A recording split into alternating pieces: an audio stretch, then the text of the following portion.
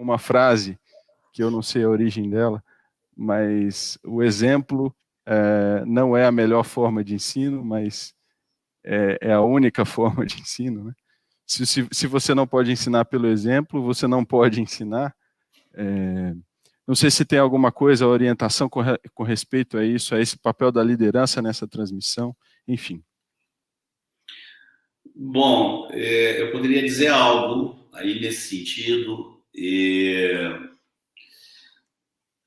Pode parecer um pouco forte, mas assim, não é meu, não é de mim, é algo que eu tenho visto nas escrituras, às vezes me impacta. E vocês sabem, desde 2016, fui muito ajudado por companheiros aí a entender melhor sobre a volta do Senhor, né? Então, quando você se sente à vontade, que você está entendendo o tema, aí você se agarra mais no tema, né? Então, e ultimamente, Deus tem me falado muitas coisas através do livro de Apocalipse. E sobre esse assunto aí, da liderança, eu acho que tem algo aqui em Apocalipse que pode nos ajudar. Mas a primeira coisa que eu diria é que a liderança é a primeira que tem que manifestar, os primeiros homens que tem que manifestar aquela atitude de Paulo que nós vimos na nossa primeira leitura aqui em Filipenses, né? E uma coisa fácil, as coisas que para trás ficam, eu deixo e vou, eu não paro. Tá? Era um tipo de uma... E ele diz assim, eu prossigo para conquistar aquilo para o qual eu fui conquistado. Então, ele tem uma tradução mais literal que diz que eu fui preso. Então, Paulo se via prisioneiro do propósito de Deus. Tá?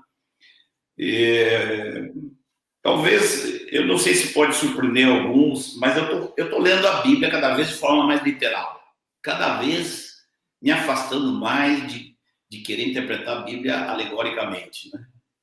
Então, aqui em Apocalipse 2 e 3, onde tem aquelas cartas de Jesus às 7 igrejas da Ásia, é uma discussão tremenda em quem é o anjo da igreja, né? Porque é Jesus falando e Jesus diz assim, diz para João, ao anjo da igreja em Éfeso escreve.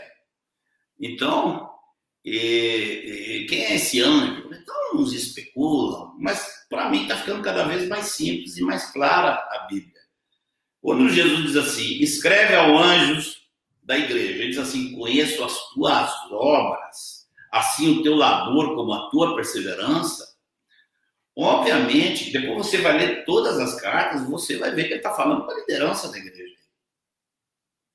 Ele está falando com aqueles que são os responsáveis de manter a igreja, na verdade, né?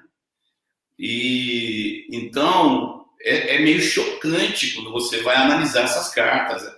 Essas cartas de Jesus, elas são assim um ápice de esperança, porque todas as cartas terminam com uma palavra de incentivo ao vencedor darei, ao vencedor darei, né? Apocalipse é um livro que enche você de expectativa, porque é um livro que mostra o fim do Cordeiro glorificado, né? O trono de Deus ali, Deus reinando e Jesus sendo conhecido por todos os seres humanos. E lá no fim, ele, Jesus, homem, julgando a humanidade inteira, né? Como Pedro tinha dito, que Deus ia julgar os homens por meio de um varão, né?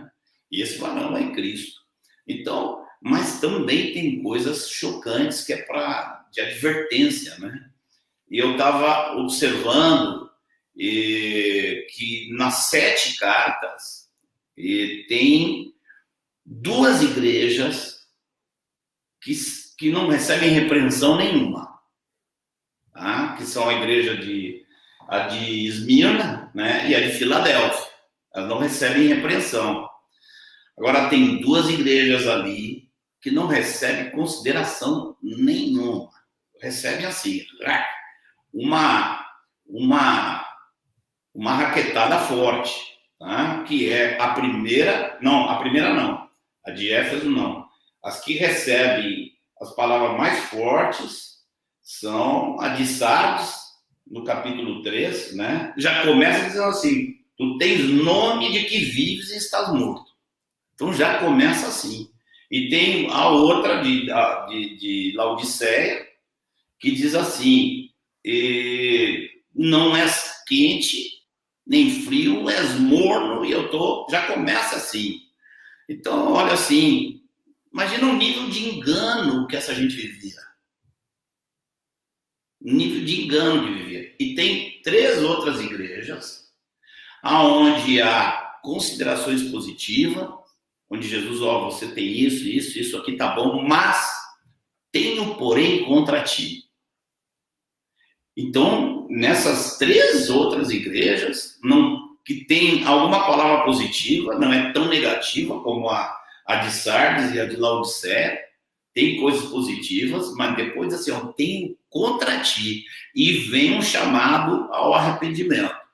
Então, como as cartas são escritas ao anjo da igreja, eu entendo que Jesus está falando diretamente com a liderança da igreja aí. Obviamente, é útil para todos, mas a palavra é ali, né? Porque diz assim, você, tu, e depois começa a dar exortações. Tem alguns assim, tem alguns assados, então começa a falar dos outros, mas é uma palavra para liderança, né?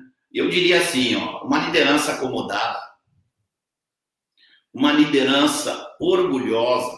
Olha lá, a igreja de Laodiceia: sou rico e não preciso de nada. Era uma atitude. Tá? Então, uma igreja orgulhosa, uma liderança acomodada. Não, já fizemos aqui, fizemos muito, tá bom. Tá bom nada. Tá bom nada. Jesus diz assim: volta à prática das primeiras obras. Então, ali, tem orgulho, sou rico, tem falta de zelo e pulso, uma igreja morna, uma liderança morna, tá? E o morno não tem zelo. O que é zeloso, ele não é morno. O que é zeloso, ele ferve, encostam nele e se queima. Tá? Um zelo de tudo, zelo por Deus, zelo pela sua vida, zelo pelos outros. Outra, uma liderança sem paixão. Sem paixão. Paixão pelo que faz. Eu tenho visto liderança sem paixão pelo que faz. Eu acho que é a mesma coisa que Jesus está dizendo lá: você abandonou o primeiro amor. Né? E não se trata de apenas fazer as obras que fazia, mas fazer as obras como fazer. Volta à prática das primeiras obras. Ou seja, faz as obras na forma como você fazia. Não por costume, não por tradição, não por obrigação, mas faz pela paixão que você tinha. Né? E também uma liderança permissiva, né? Uma liderança que confunde misericórdia com tolerância. E você vê Jesus falando ali, né? Qual é a carta aqui? A carta à igreja de Tiatira, onde ele diz assim: tenho, porém, contra ti o tolerardes, que é essa mulher Jezabel. Ou seja, surgir Jezabel dentro da igreja sempre vai surgir. Sempre vai surgir de tudo que é tipo de problema. O problema não é se surge algo feio dentro da igreja. O problema é a tolerância com aquilo.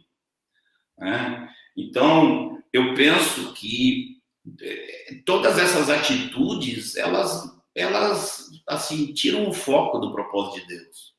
Quando o foco está no propósito de Deus, a liderança não vai ter esse tipo de atitude, de orgulho, de falta de zelo, de se sentir rico, de não ter paixão, de ter tolerância indevida. Né? Aquela atitude de Paulo em Filipenses, no coração da liderança, vai salvar a liderança desses erros que estão aqui. Eu penso que nós precisamos atentar a essas palavras de Jesus. nós no fim não vai ser filósofo nenhum que vai assim tirar a medida, não é a medida do nosso conhecimento, é esse Cristo Jesus aqui que está julgando a realidade dessas igrejas aqui. Esse Cristo é a pessoa com quem nós vamos nos enfrentar lá no fim, né? E eu acho que temos que tomar essa expectativa, essa esperança, essa glória, mas temos que tomar a advertência a sério, na mesma medida, para não sermos pegos em falta com ele.